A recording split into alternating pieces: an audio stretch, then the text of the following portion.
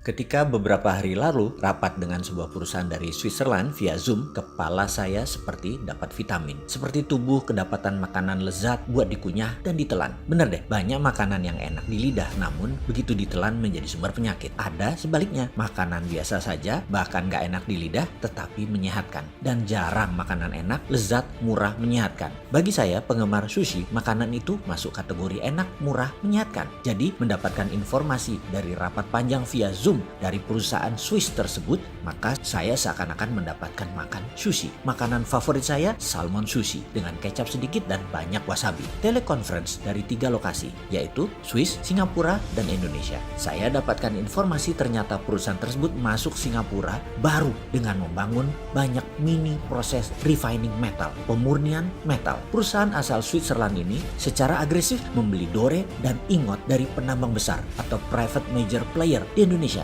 termasuk juga dari penambang tanpa izin dalam tanda petik, dengan struktur tertentu yang kemudian di-refine di Singapura. Mereka saat ini sedang meningkatkan stok PGM mereka atau precious group metal mereka. Mereka juga ternyata membangun di Dubai seperti di Singapura ini dengan bahan baku dari Afrika. Menarik, asli menarik strategi yang mereka lakukan. Mereka menghubungi saya karena nama saya kebetulan ada dalam perusahaan tambang emas di utara Manado, di salah satu pulau utara Indonesia. Mereka ingin mengambil ingotnya atau dore atau metal yang masih bercampur dengan emas yang kadarnya paling tinggi 50%. Masih ada Ag-nya, masih ada PT-nya, yang jelas Cu-nya yang paling banyak dari sisa 50% tadi. Mereka memerlukan semua mineral tadi. Sama persis seperti apa yang dilakukan pihak Cina dengan mengambil nikel yang dibela pejabat teras yang multi talent itu. Nikelnya 25%, sisanya emang isinya pasir. Ya enggak lah, ada litium, ada ferro. Wis, males dah kalau saya lanjutin urusan hal ini. Sebenarnya yang heran adalah masalah fansnya. Asli saya heran. Tanah air dikuras, bosnya mah nggak paham-paham banget. Pejabat-pejabatnya berlindung di balik kebaikan bosnya. Ketika diingatkan banyak kesalahan pejabat-pejabat tersebut, lalu bosnya dan fans bosnya dipakai buat serangan balik. Dan mereka akhirnya sudah tahunan menikmati kedaulatan menjabat dilindungi oleh bosnya. Yang pastinya fulusnya mah mereka pribadi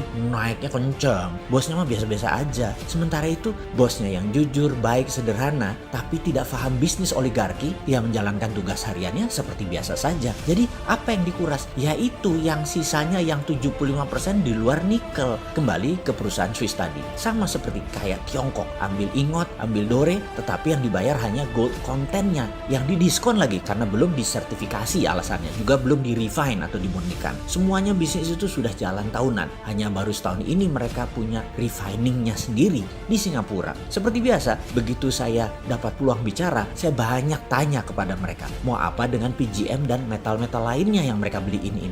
Apakah mau jadi juragan jual beli hard commodity? Mereka tertawa. Jah, dalam hati saya, gue diketawain. Yang singkatnya mereka menjawab, "Don't be so naive brother, you must know what is our intention." Mereka mengatakan saya jangan naif-naif, pasti mereka tahu niat mereka mengumpulkan mineral tadi. Kepala saya langsung teringat 200 tahun yang lalu ketika Swiss mengumpulkan banyak metal di dunia, di mana Swiss adalah satu-satunya negara yang memiliki Swiss Metal Bank, bank metal yang menyimpan benda-benda berharga. Semua ini menjadi dasar underlying terbitnya Swiss franc, mata uang Swiss. Jadi kali ini mereka mengumpulkan kembali, apakah dengan tujuan yang sama, membuat Swiss jadi safe haven currency. Banyak ngelamun saya dalam diskusi kemarin. Setiap beberapa kalimat dari mereka saya langsung punya theater of mind, layar bioskop di kepala saya. Apa yang akan terjadi ke depan dengan strategi mereka ini? Pertama, saya geblek-geblekin yang jual material ke mereka. Jual tanah air dengan harga murah. Prinsip dagangnya begini, kalau mereka punya tambang, katakanlah tambang tembaga Freeport. Ingat ya, Freeport tambang tembaga bukan tambang emas. Iya, tambangnya ada emasnya, tapi yang dipajakin kan koper bukan gold. Gimana sih lu?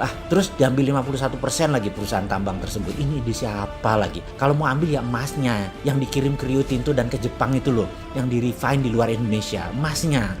Asli gue sebel kalau urusan beginian. Kapan balik modalnya beli Freeport? Sudahlah, males dilanjutin. Oke, prinsip dagang perusahaan tambang untuk memproses katakanlah batu bara. Ini angka dari langit loh ya. Ongkos tambangnya 50, dijual 80, untungnya 30. Ya sudah, begitu rumusnya. Papers nilai perusahaan paling top 2-3 kali lipat atau 200-300%.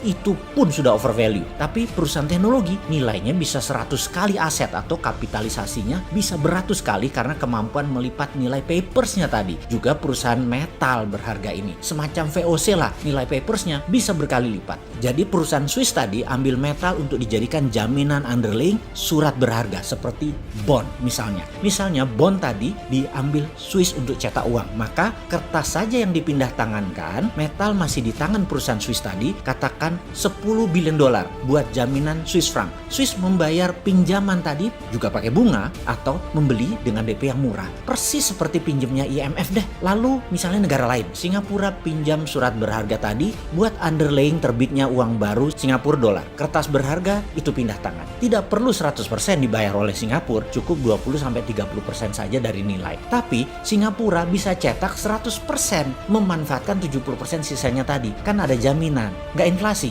Ya enggak lah. Juga misalnya dinaran, perlu emas. Maka dinaran cukup bayar 20-30% surat berharga perusahaan Swiss tadi. Ya emasnya perusahaan Swiss ini. Dan ketika diminta fisik, ya dia berikan emasnya nantinya. Tentunya harus bayar full. Tetapi selama rupiah Anda dipegang di rekening Anda di dinaran, ya emasnya dipegang perusahaan Swiss tadi. Ini asli pinter. Saya kok jadi terinspirasi ya. Kok negara kita pejabatnya nggak sepinter negara Swiss yang nggak punya laut, nggak punya sumber daya alam, bisa menjadi safe haven lagi. Oh iya, perusahaan Swiss tadi namanya Metalor.